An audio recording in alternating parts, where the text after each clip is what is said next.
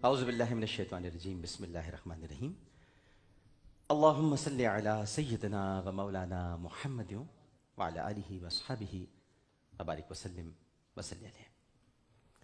پاکستان میں موجود تمام ہی ناظرین کو، پاکستان سے باہر، بھارت، متحدہ عرب امارات، تمام خلیجی ریاستیں، مکہ مکرمہ، مدینہ منورہ اور وہاں سے آگے تمام یورپی ممالک، بالخصوص برطانیہ، France, Spain, Italy, Germany, Sweden اور وہاں سے بھی آگے ریاستہائے متحدہ America, South Africa, Norway, Australia اور جہاں جہاں اس وقت Geo television network کی یہ خصوصی ٹرانسمیشن صبح پاکستان دیکھی جا رہی ہیں، وہاں ٹیلی ویژن سیٹ کے سامنے موجود تمام ہی ناظرین کو اور یہاں موجود تمام ہی حاضرین کو انتہائی محبت، خلوص، ادب اور احترام کے ساتھ عامر لیاقت حسین کا السلام علیکم۔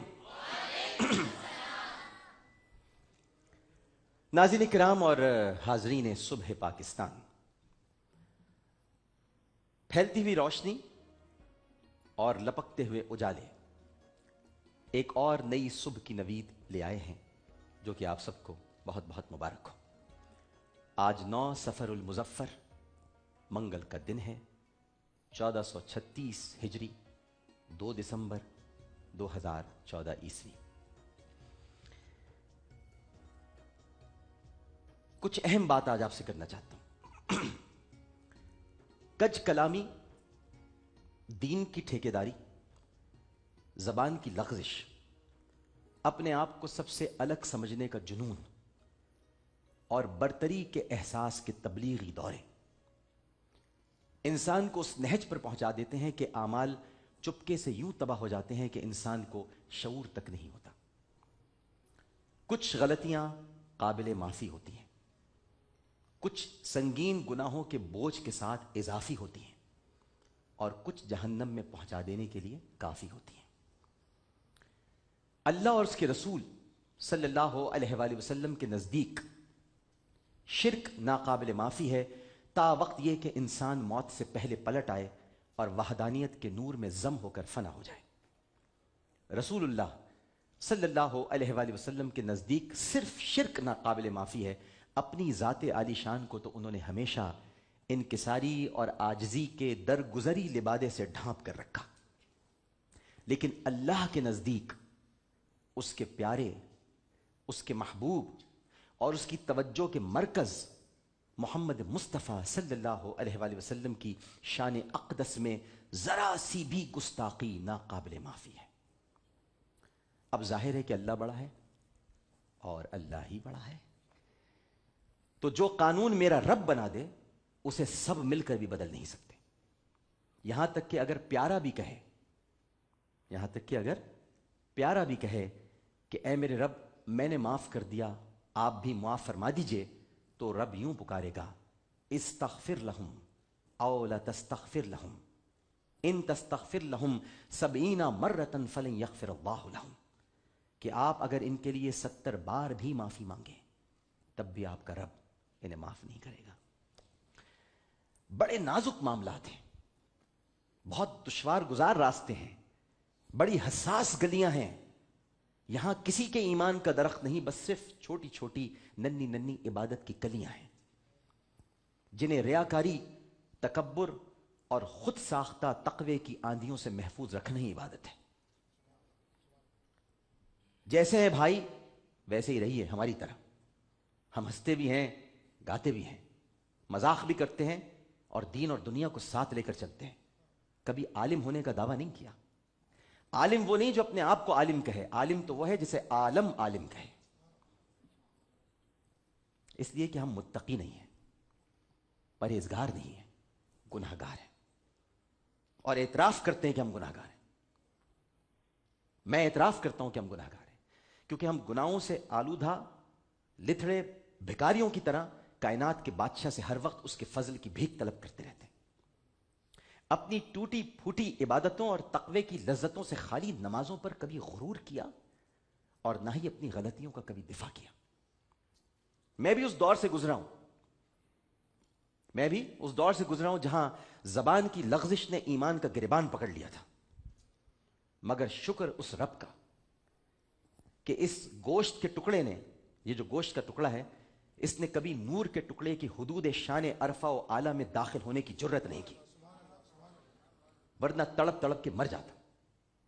اور پھر جن کے عشق میں برسوں سے مبتلا ہوں، انہوں نے ہڈی کے بغیر اس لٹکے ہوئے گوشت کے ٹکڑے کو بولنے کا طریقہ اور قرینہ سکھلا دیا، تاکہ عاشق کبھی بدنام نہ ہو اور با ادب اور بے ادب کے درمیان فرق ہمیشہ قائم رہے۔ ہمیں یزید پلید سے کیوں نفرت ہے؟ ابن زیاد مردود کا نام آتے ہی مٹھیاں خود بخود کیوں بھیج جاتی ہیں؟ کیا یہ نمازی نہیں تھے؟ کیا یہ مبلغ نہیں تھے؟ ہوں گے صاحب، مگر یہ گستاخ تھے، گستاخ ہیں، بے ادب تھے، بے ادب ہیں، کیونکہ انہوں نے اس گلے کو کاٹا جسے میرے مصطفیٰ چوما کرتے تھے صلی اللہ علیہ وسلم۔ اس حسین رضی اللہ تعالی عنہ کو شہید کر دیا جسے سرکار سونگھا کرتے تھے۔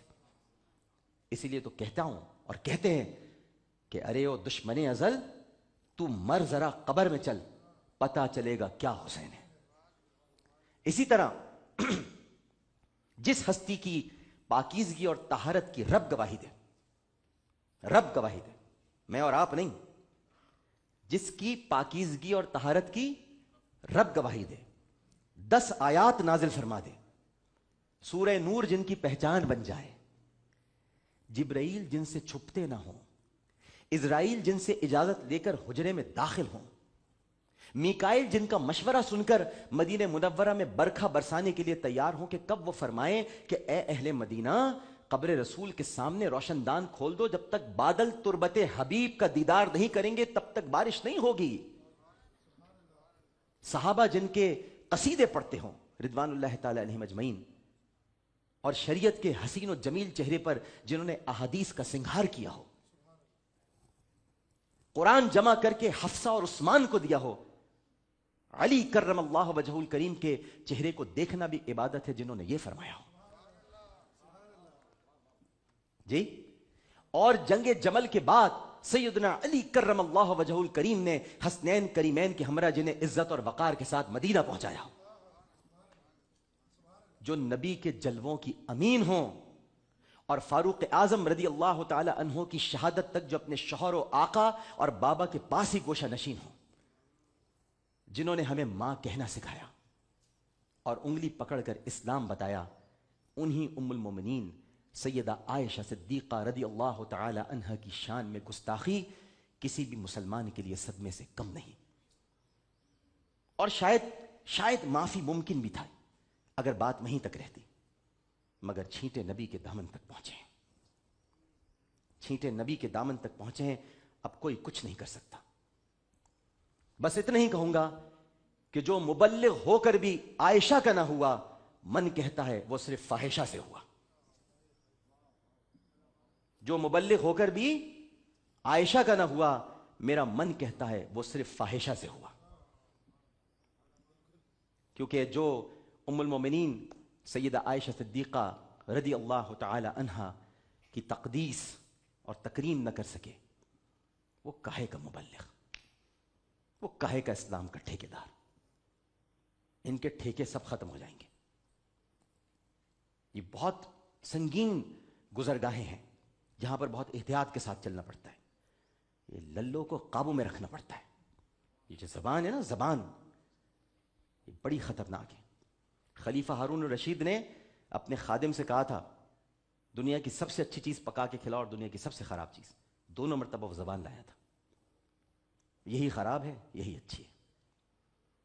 اچھی ہو جائے تو بادشاہ بنا دیں، خراب ہو جائے تو سولی پہ چڑھا دیں۔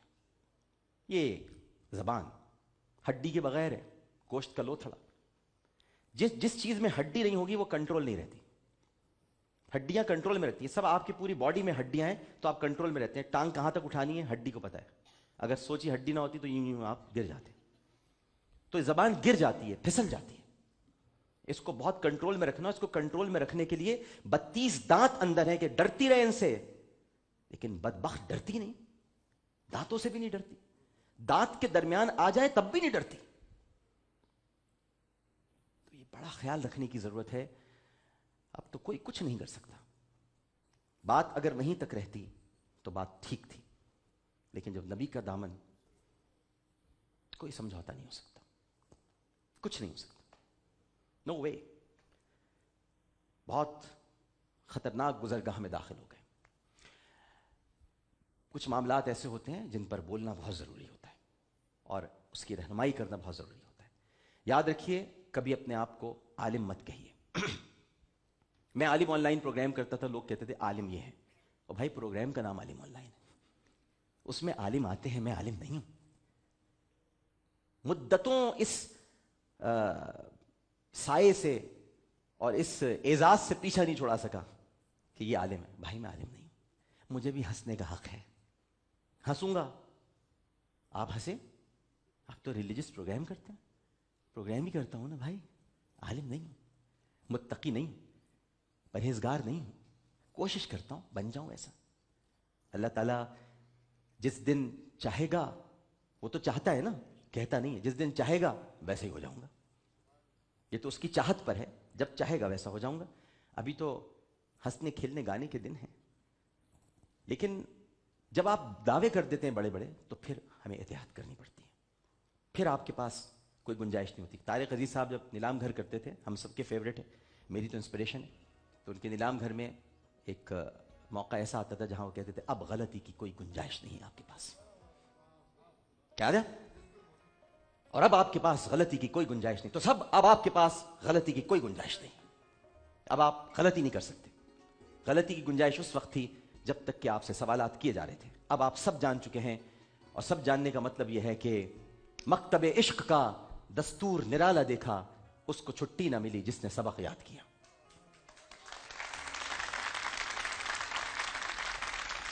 سبق یاد کر دیا آپ نے, اب تو چھٹی نہیں ملے گی.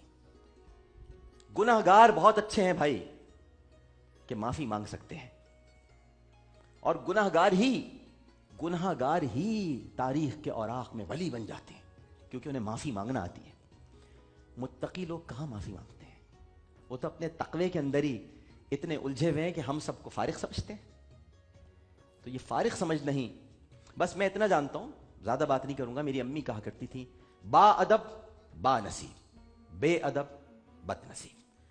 ادب جس کے اندر نہیں, گفتگو کا سلیقہ اور طریقہ جس کے اندر نہیں, جو رسول کریم صلی اللہ علیہ وآلہ وسلم, ان کے صحابہ کرام رضوان اللہ تعالی علیہم اجمعین, اور اہل بیت اطہار رضوان اللہ تعالی علیہم اجمعین, اور پھر اولیاء کرام, تابعین, تبع تابعین, ان کے حوالے سے گفتگو کرتے ہوئے یہ خیال نہ کرے کہ کتنے ادب سے نام لینا ہے. ہم تو اپنے والدین کا نام لیتے ہوئے بھی کانپتے ہیں. ہماری ماں ہے, چہ جائے کہ ہم اپنی ماں کے بارے میں ایسا سوچیں, اور یہ تو ام المومنین ہے, امت کی ماں, ام المومنین سیدہ عائشہ صدیقہ رضی اللہ تعالیٰ عنہ. بہرحال میں تو یہ بات صرف آپ کو بتلانا چاہتا ہوں, اور یہ بھی کہنا چاہتا ہوں کہ اس معاملے پر بہت زیادہ غور و خوض کی ضرورت ہے, اور بہت احتیاط سے قدم آگے بڑھانے کی ضرورت ہے. میں ریکویسٹ کرتا رہا ہوں ہمیشہ کہ ریلیجن پر ضرور بات کریں, آپ سب کا ہے, گفتگو کرنی چاہیے, بٹ نالج ہونی چاہیے. If you have knowledge, then you talk, then you speak. اگر آپ کے پاس نالج نہیں ہے تو پلیز خاموش رہیں, اور رسول اللہ کی بات میں اضافہ نہ کریں, کیونکہ صحیح مسلم کی روایت کے مطابق جس نے رسول کی بات میں اضافہ کیا وہ اپنا راستہ جہنم میں تلاش کر لے. جب آپ کوئی حدیث بیان کریں, کوشش کریں کہ آپ یہ کہیں کہ مفہوم اس کا یہ ہے, کیونکہ ہر ایک کو الفاظ یاد نہیں ہوتے. حدیث میں بہت بہت بھاری جملہ ادا کرنے والا ہوں کیونکہ بہت بھاری ہے, بہت بھاری ہے. حدیث قرآن سے کم ہے لیکن قرآن کا عکس ہے. حدیث قرآن سے کم ہے لیکن قرآن کا عکس ہے. ہم نے قرآن حدیث سے ہی سمجھا ہے. حدیث کو ہلکا مت لو دوست, حدیث پہ بہت غور و خوض کرنے کے بعد اس کے لفظوں, اور کیونکہ یہ رسول کا, وہ قرآن میں ہم اس لیے احتیاط کرتے ہیں کہ کلام اللہ ہے, حدیث میں اس لیے احتیاط کرو کہ رسول اللہ کا کلام ہے. دنیا دو چیزوں پر ہے صاحب, قال اللہ قال رسول اللہ, بس یہاں سب کچھ ختم ہے. آپ سے باتیں کرنی تھیں, ایک وقفہ لیتے ہیں, وقفے کے بعد انشاءاللہ قرآن پاک کی تلاوت, تفسیر, ترجمہ, اس کے بعد آج کی دعا, قومی ترانہ، اور پھر آج ہمارے ایک بہت ہی اہم گیسٹ آ رہے ہیں. اگر میں نے ابھی بتا دیا تو پھر سارا سرپرائز ختم ہو جائے گا، لیکن بہت اہم گیسٹ ہیں، اتنے اہم گیسٹ کہ اگر پاکستان میں وہ نہ ہوتے تو فن کا دروازہ نہ ہوتا. اتنے بڑے گیسٹ ہیں. لیکن پہلے ایک وقفہ. السلام علیکم ورحمۃ اللہ.